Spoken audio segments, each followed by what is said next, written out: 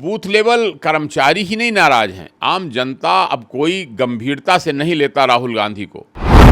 जब कर्नाटक में कांग्रेस पार्टी चुनाव जीत जाती है, जब हिमाचल प्रदेश में कांग्रेस पार्टी चुनाव जीत जाती है, तब न वो ईवीएम पर सवाल उठाते हैं, न चुनाव आयोग पर सवाल उठाते हैं।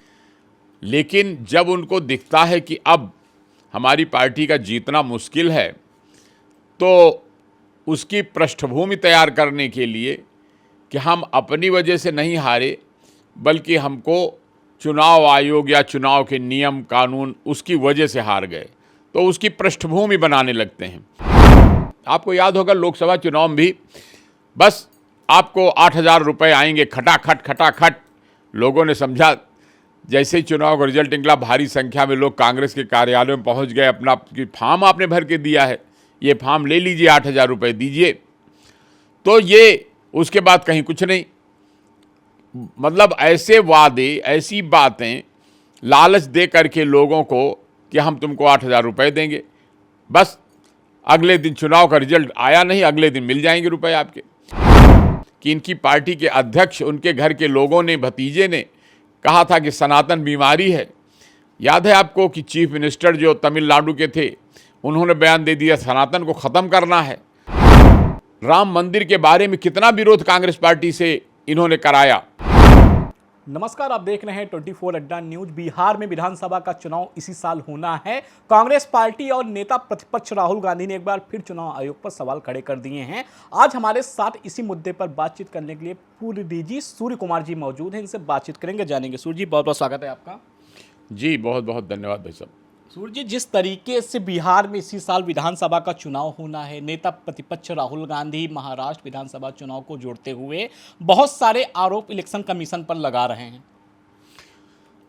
जब कर्नाटक में कांग्रेस पार्टी चुनाव जीत जाती है, जब हिमाचल प्रदेश में कांग्रेस पार्टी चुनाव जीत जाती है, तब न वो ईवीएम पर सवाल उठाते हैं, न चुनाव आयोग पर सवाल उठाते हैं।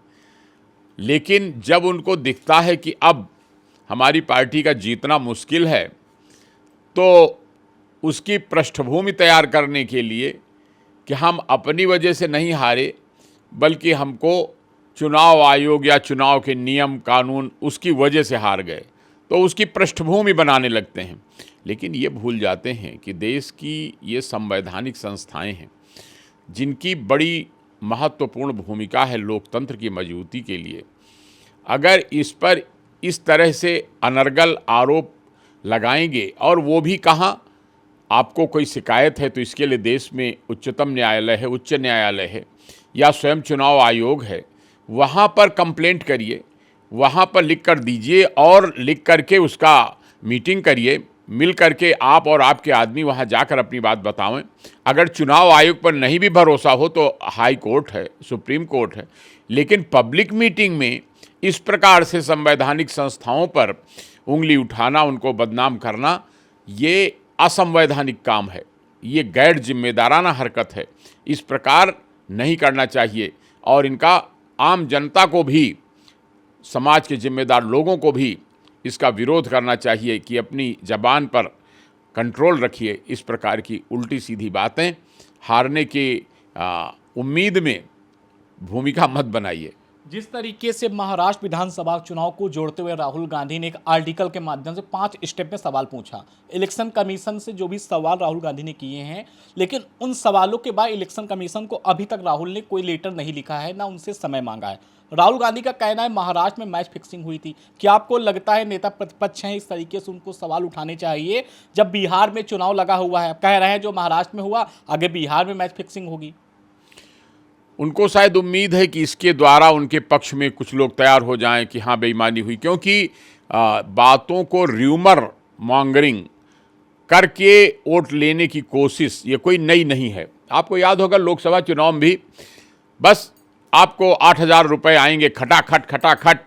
लोगों ने समझा, जैसे ही चुनाव का रिजल्ट निकला, भारी संख्या में लोग कांग्रेस के कार्यालयों में पहुंच गए। अपना फॉर्म आपने भर के दिया है, ये फॉर्म ले लीजिए, 8,000 रुपये दीजिए। तो ये उसके बाद कहीं कुछ नहीं। मतलब ऐसे वादे, ऐसी बातें लालच दे करके लोगों को कि हम तुमको 8,000 रुपये देंगे, बस अगले दिन चुनाव का रिजल्ट आया नहीं, अगले दिन मिल जाएंगे रुपए आपके। तो ये हथकंडे हैं और इस प्रकार करना ऐसे गैर जिम्मेदार लोगों का, इस पर अन्य दलों को भी और बुद्धिजीवियों को भी इनके खिलाफ कंप्लेंट करना चाहिए, कार्रवाई करना चाहिए कि जहां उस बात का फोरम है वहां नहीं कहते, पब्लिक में जा कर के र्यूमर मॉन्गरिंग करते हैं। जिस तरीके से राहुल गांधी इलेक्शन कमीशन पर आरोप लगाया है, इनके आरोप से देश भर में जो बूथ लेवल के अधिकारी हैं, जो अफसर हैं, बहुत ज़्यादा नाराज हैं। राहुल गांधी के बयान से काफ़ी ज़्यादा आहत भी हैं। आपको क्या लग रहा है, राहुल गांधी के द्वारा जो सवाल उठाए गए हैं, इन सवालों में कोई दम है? क्या कांग्रेस पार्टी को आने वाले चुनाव में कुछ इस तरह की बयानबाजी से नुकसान का सामना आगे करना पड़ेगा? बिल्कुल। बूथ लेवल कर्मचारी ही नहीं नाराज हैं, आम जनता अब कोई गंभीरता से नहीं लेता राहुल गांधी को, और ये बिल्कुल जैसे डेस्परेट कहें, व्यग्र हैं, किसी तरह भी चुनाव जीत जाएं, किसी तरह भी सत्ता में वापस लौट आवें, चाहे चीन से समझौता करना पड़े, चाहे पाकिस्तान से समझौता करना पड़े।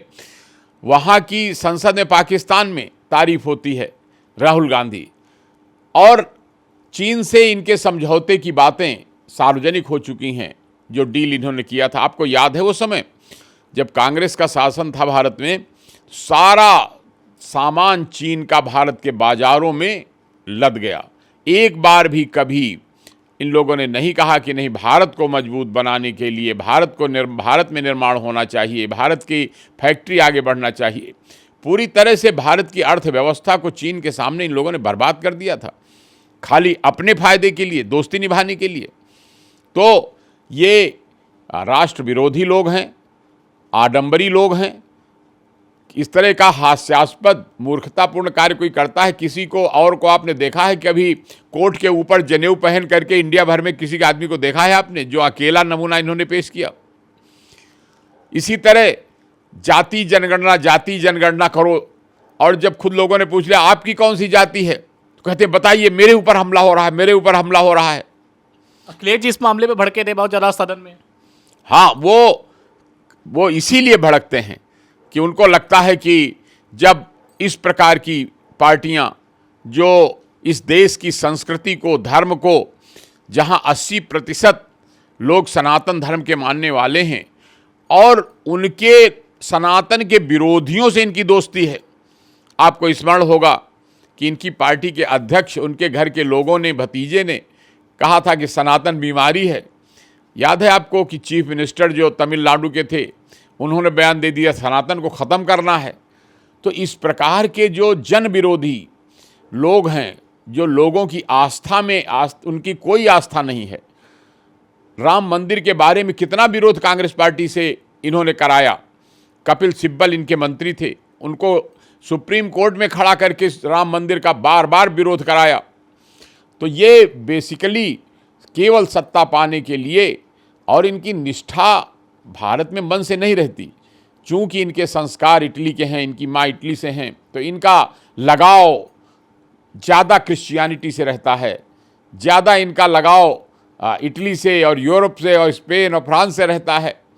तो ये अभी आपने सुना होगा कि इनकी दोहरी नागरिकता का प्रश्न सुब्रमण्यम स्वामी जी ने उठाया हुआ है, उस पर अलग मुकदमा चल रहा है। तो इनकी बातों को कोई गंभीरता से लेने की ज़रूरत नहीं है। तो आपने सुना किस तरीके से राहुल गांधी को लेकर रिटायर्ड दीदी सूर्य कुमार जी ने कहा है कि इनकी बातों को गंभीरता से लेने की जरूरत नहीं है। फिलहाल पूरी खबर पर आपकी क्या राय है, कमेंट बॉक्स में जरूर बताएं।